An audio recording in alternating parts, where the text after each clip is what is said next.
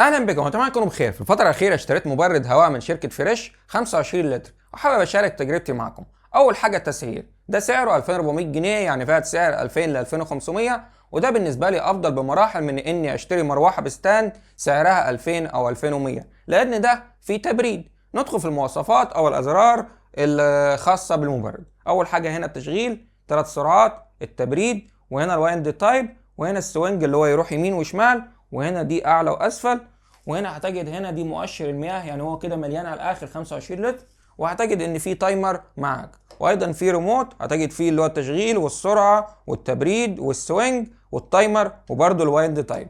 هتجد هنا في درج في الاعلى بحيث تحط فيه زجاجه مياه متجمده بحيث التبريد يكون افضل.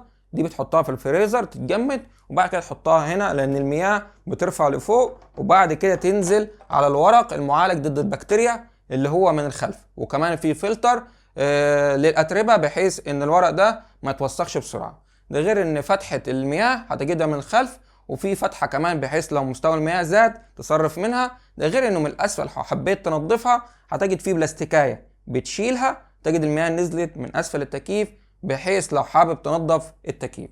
نجرب كده مع بعضينا. ده صوته، وهنا في شاشة. ده اول مستوى، تاني مستوى، تالت مستوى. نرجع للأول. هنا اهو التبريد هيرفع مياه للأعلى. أنا مش عارف صوتي واضح لأن هو صوته عالي. وهنا كده هيروح يمين وشمال. وفي تايمر، طبعا هو كله باين في الشاشة الديجيتال.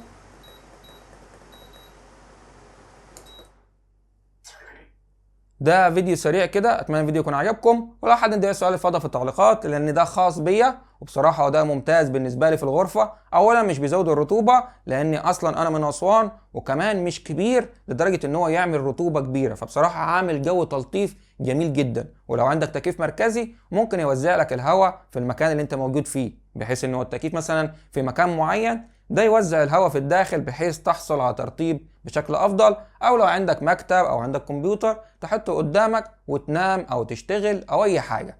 المهم ده فيديو سريع كده، اتمنى الفيديو يكون عجبكم، ولو حد عنده سؤال اتفضل في التعليقات، وانتظروني في الفيديوهات القادمه. سلام.